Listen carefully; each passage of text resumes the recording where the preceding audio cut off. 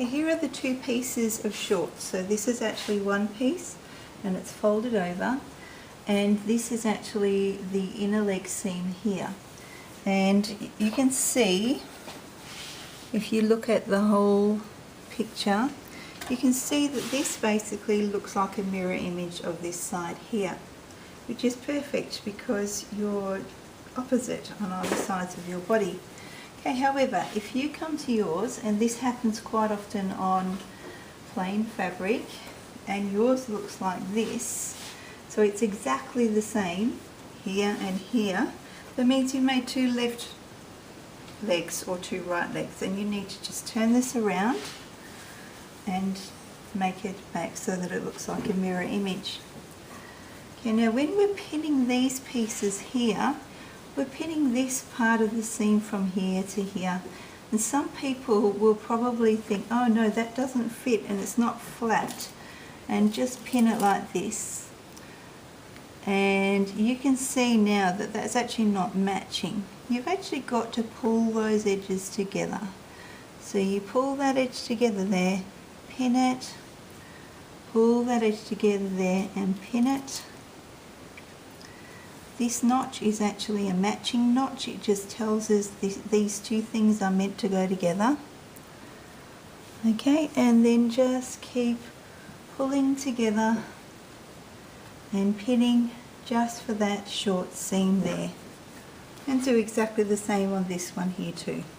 So now we're just going to sew the inner leg seam on the shorts. I've already done this one, and I've got a line of straight stitching 1.5 centimeters from the edge and a line of zigzag on this edge.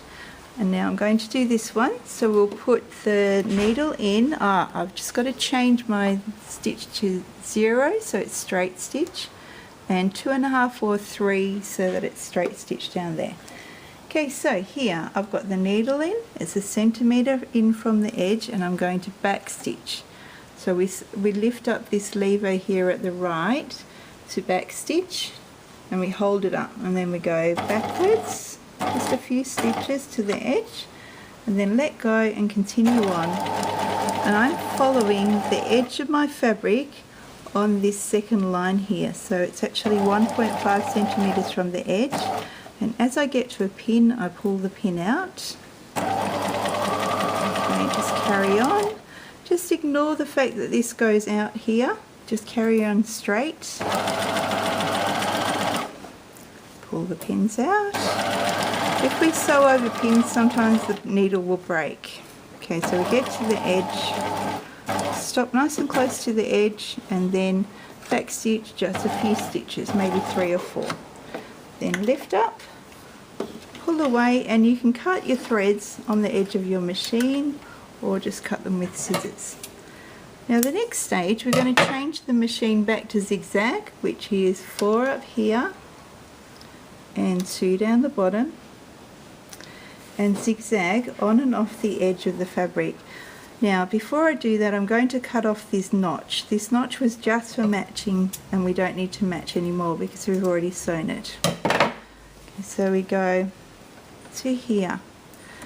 I've got the edge of the foot on the edge of the fabric, and I'm going to stitch on and off like this all the way up. No back stitching, just zigzag.